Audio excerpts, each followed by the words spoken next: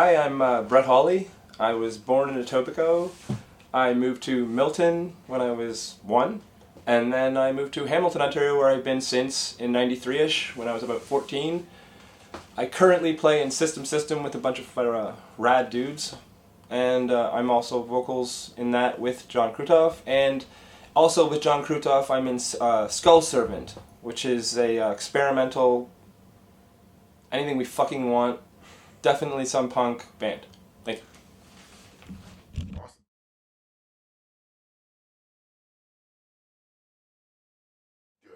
you. Okay, main influences, personal and musical.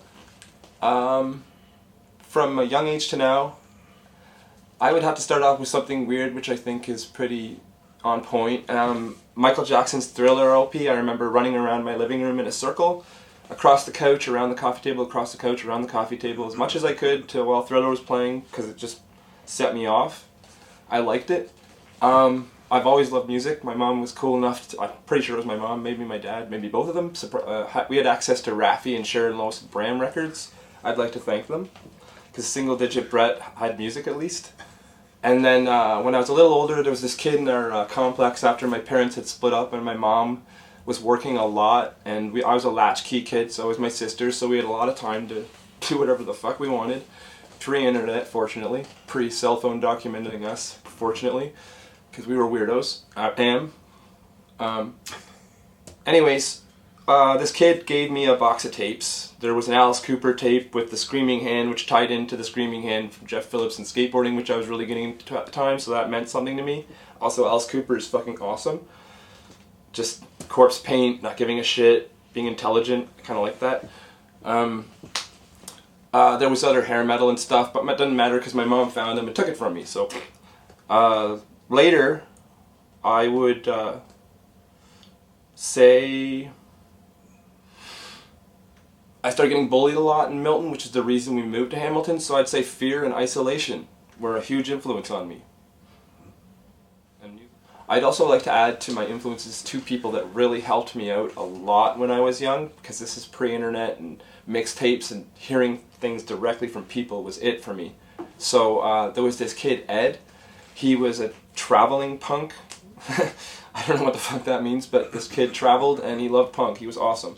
He was the first straight edge vegan I met, and he gave me, when he found out I liked Extreme Noise Terror and Doom and stuff, or this is mentioning Doom, he gave me a mixtape because I knew I liked Extreme Noise Terror that had Doom on it, and a bunch of other really freaking good crust bands.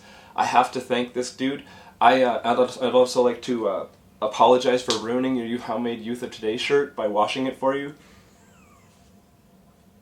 And also, gentleman Jeff Anderson, if you're watching this, when I still lived with my mom in the mid-90s, he gave me a stack of really ill records for $40. I thought you were going to burn me, dude. You gave me the Radioactive Split, Extreme Noise Terror, KSUK, mind-blowing to this day.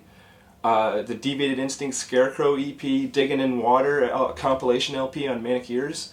I can't thank you enough for introducing me to those bands. That was insane. Thank you. I don't know how I got into that shit in the 90s. Thank you.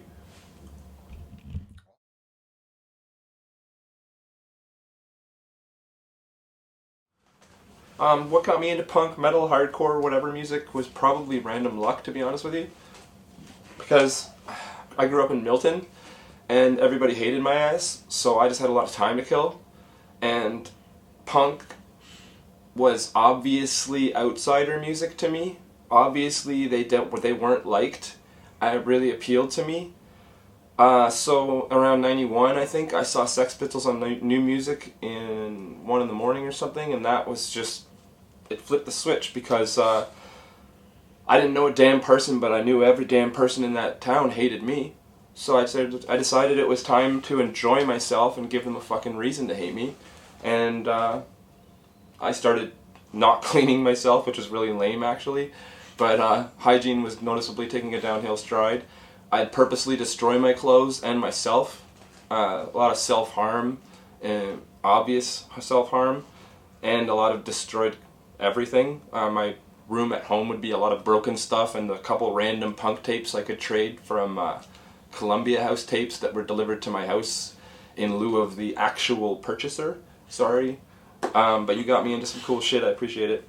And this is all on my own in Milton. So I developed some really bad personality traits, which was I think that everybody fucking sucks and punk is about being hated, which is not to me anymore. But this is a young, disturbed, damaged individual.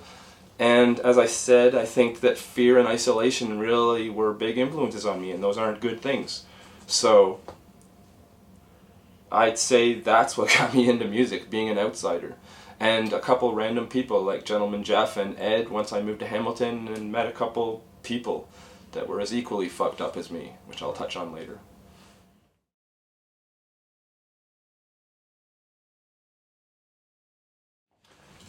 So, my first concert was, I don't really for sure remember the year, but I'm going to guess 92. With my parents, well, my mom's permission, I saw Guns N' Roses and Metallica, and I'm pretty sure Suicidal Tendencies was opening or supposed to, but I actually missed them because we were late. And my babysitter drove me, and I bought a little Bic lighter because I knew that happened at big gigs or something. So I did that, and it kicked ass, and I stayed as long as I could because my babysitter was cool enough to let me stay for the really weird animated video they played afterwards. It was like some butcher, I don't know, it was fucked up. Another fucked up influence for me. Some butcher with like, I don't even remember, I just remember it being really weird. A Nice Nails video. I don't know, it was animated and it was fucking brutal. But yeah, that was a good first concert. And then years later, after we moved to Hamilton, I got into punk on my own, as I mentioned, and I found this local rag called View, I think, that mentioned DOA was playing at a place called the X Club, and in a street I knew on King William, because I used to cruise downtown all the time looking for punk records by myself, and anything that looked punk, anything, and anything interesting, anything fucked up. Fuck, porno movies on VHS, I don't know, just, I'm a fucked up dude. Anyways, found out about a DOA gig at the X Club on King William. Okay, I'm doing this, so bust it down like I did on my own. Sat out front by myself looking at all the fucking people that looked like me and like I wanted to look. It was cool. And then got inside and I had a Dead Kennedys shirt on, had my white braces down, I had my white laces in my docks. Didn't know anything about that yet, which is kind of relevant in a second when a friend someone who became my friend came over and said, "What's your deal?" Because the only reason you haven't got your ass kicked yet is because of the Dead Kennedys shirt. Apparently white laces represent white power, and so I was representing that accidentally. I continued to wear white laces actually because I thought it looked cool. I just continued to represent anti-fascism as well, which is kind of an oxymoron, which was pretty relevant, I guess, or prevalent to who I was and am. Just a fucking weirdo. So, yeah, that happened. Saw DOA on my own, made friends. That was the Riot Star crew and CJ Sleaze, and that led to a bunch of other people.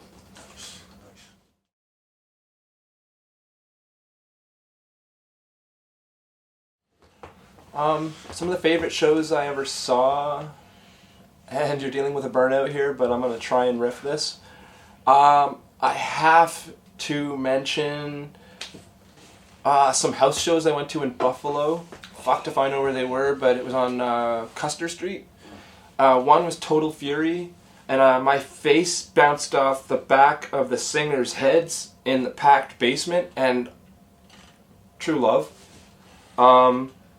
Reality Crisis in Chaos and Taos, and way later, 14, 9, 10, I don't know. But that shit was insane. Reality Crisis has 3 vocalists, definitely 2, and this is what struck me was the stage was chest high, and they hadn't played anything musically, even distortion yet. They were all just milling around on stage because there's a fuck ton of them. They have 2 guitars, 3 vocalists, drummer, bass, and the second the song started, one of the vocals just threw his mic and then ran across everyone's shoulders about 10 people deep, fell through, ran back up, and as soon as he got on stage, reached out, and as soon as someone grabbed his hand, he pulled them up and shoved them off. And then he did that for the rest of the gig when he wasn't singing, including the other 2 vocalists were pulling people up and shoving them off when they weren't singing, One of the vocalists climbed a 6-foot easy PA stack that was on top of a 4-foot easy stage, climbed onto the scaffolding and just hung there above everybody screaming. Oh, Japanese bands murder my soul. It's so good. I'd have to mention Nine Shocks. Anytime I ever was lucky enough to see them, Nine Shocks Terror. I want to talk about stories that I don't even know if are true because I wasn't there, but H100s is a precursor to Clevo hardcore powerhouse Nine Shocks Terror. And apparently, I choose to believe this, like Euronymous chooses to believe Venom are 100% Satanists. I choose to believe that this is true. H100s came out, threw hammers into the crowd in a church show, and before it was over, destroyed a statue of the Mother of Mary. That's true. I was at Haymaker gigs. I participated in them. I feel bad about it to this day, but it was fun. There's video of me using a Roman candle as a penis in the mosh pit. Sorry. Probably something that I wouldn't do today. Sorry if I filmed it. May have been. Night Vision was a part of it. Yeah, Phil Fader toppling a PA stack at that Corktown gig. Sorry, Corktown. Fuck. Haymaker, I mentioned them. Nine Shocks, mentioned them. Reality Crisis, mentioned them. They Live. Shh, I'll get to that. Alright, this ties into a couple things. It's an influence, it's a best gig, and it's a shit you should know. His name is Andrew Nolan, and the particular project I'm talking about is called Scalp Elevator. And it was in a basement of a place. I forget the name of that. I should remember. It was really fucking cool. And concrete floors is important here. So, Scalp Elevator is a two-piece with Ryan Bloomer and Andrew Nolan performing electronics, we'll say, and vocals. And they had chains taped to bricks with contact mics, kind of physical. And at the end of their set, the beers they had been drinking and were drinking were smashed across everything, so glass went flying. And it was very dangerous and exhilarating, and then those nice boys swept everything up afterwards. Thank you for existing. Thank you for your service.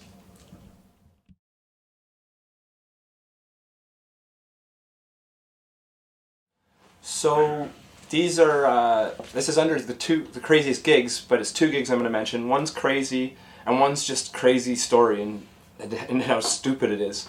Los Crudos, one of the best bands ever, simply because, not simply, so many reasons why they're the best band ever, one of the best bands ever.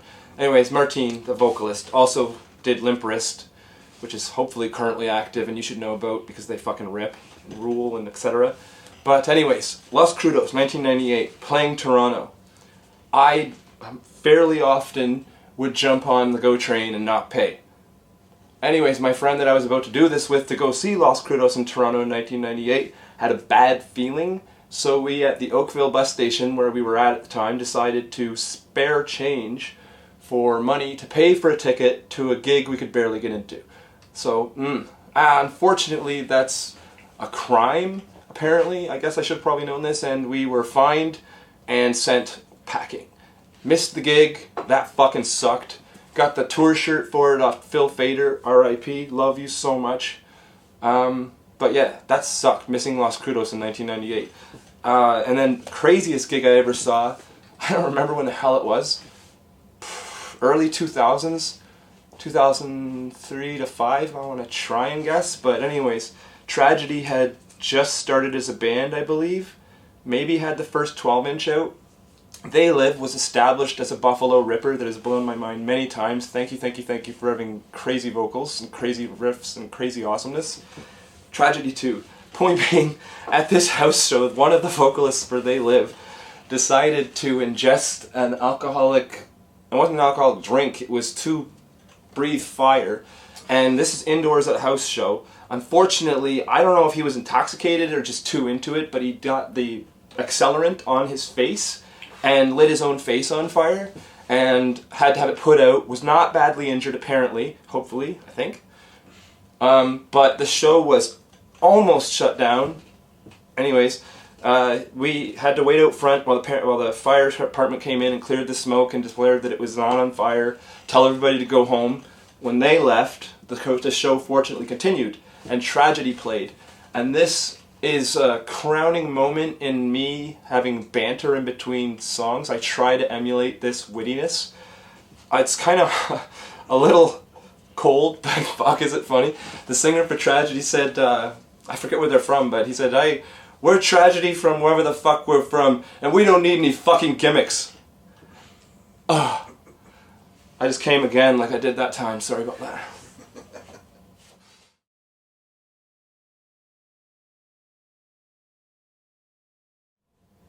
So, a rundown of my past and current bands kind of jumps really far back in time and then just spotty from 2000 on. Anyways, I have to mention I was in TR Kids simply because Penelope Spheris made a movie called Suburbia, which I found out a dog actually died in, and it now makes me very sad and kind of want to hate the movie because that. But anyways, it was really important to me as a kid because TR Kids were the crew of homeless punk rock fucking kids at this squat. And so there was the Rejected Kids, yeah, the Rejected Kids, and that's how I felt, that's how I identified, and so when I finally got the opportunity to yell in a band, it was with the TR Kids. I think we played more than one gig, I know we played one. We did not record anything. We covered Anti-Nowhere League, I Hate People, which tells you how ignorant we are. Anyways, we played with MDC in the backyard of a friend's house, and we used to get 2-liter bottles of bootleg Portuguese wine that still had pop bottle, in a 2-liter pop bottle, with the label still on so nobody would know what we were drinking. And anyways, that got handed to me in the sun a couple times, and I don't remember anything. I know that it happened because friends got merch from MDC, and I know the gig happened. I don't remember when it was, and I don't remember anything except that the stage was high and I got really freaking hammered. So that was TR Kids. And then jump fast forward a lot, I finally made friends with some rad fucking people and had been hanging out with them for a while. Grant Coates, Nathaniel Overholster, Brian Ram, and Dan, I apologize, I can't remember your last name, I haven't seen you in a long time. We did Gunnar Hansen, and that was hella fun. We did a couple things, a couple gigs. I consider it my peak. And then I did Never Trust, which was sort of an offshoot of Gunnar Hansen with John Krutoff, Nathaniel Overholster, and Grant Coates. We played one gig, played one demo. Good stuff, but fell apart and because of life. And nobody's fault, but shit happens, so Never Trust is dead. And we still play their songs though in System, which is the current band I'm in. And I've also been in a whole bunch of noise projects with a good friend, Daniel Troop. Chain to Pleasure being the most prolific, who also had Nathan Ivanko and some other people that I can't even remember. Sorry. But we did gigs with me yelling over static feedback. It's called Power Electronics, and it's fun as hell. Research it, kids. White House. And then, of course, I have to mention Dismantle was so fucking fun. My first chance at dual vocals band with a bunch of people who I don't remember their last names or first names sometimes, but Lindsay, Kim, Scott, Grant Coates, and myself, and Rebecca Murray. Rebecca Murray and myself were vocalists.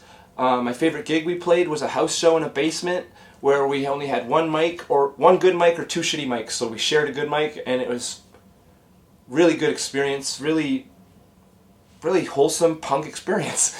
That was a good band, Dismantle. It got eaten by some bullshit, and people were hurt, and that sucks, but yeah. And then there's System. We're currently active, myself and John Krutoff on vocals, Grant Coates on drums, Keith on bass. I'm sorry I don't know your last name, Keith, but you fucking rule. And Nathaniel Overholster on guitar, and he was originally the vocalist as a three-piece with John on bass and Grant on drums? No, didn't you have It was Grant, Nate, and John, anyways. It was a three-piece. And then John went to vocals, Keith took the bass, and yeah, Grant was on drums, and Nate was vocals and guitar. So yeah, okay, anyways, Nate stayed on guitar. And now we're currently playing gigs, we're going to record soon, shit rips. I like to yell, those people rule, it is so much fun, I love punk rock.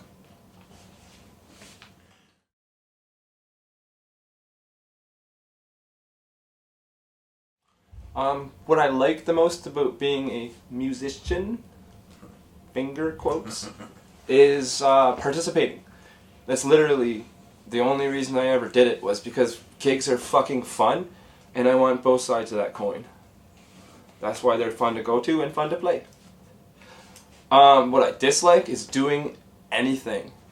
I'm a lazy motherfucker, and the older I get, the more so that is. Going to practices sucks, but when you get there, it's so fucking awesome because those people rule and the music kicks ass, but doing anything sucks. That's about it. But that applies to life for me, so.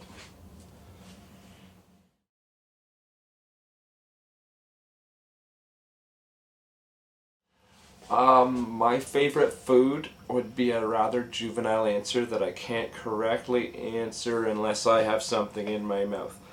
My favorite food is seafood.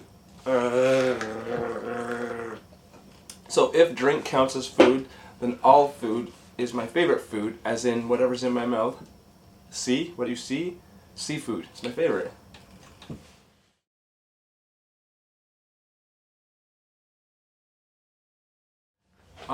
My useless talent is survival, because I turned 44 in a bit, and that fucking blows my mind.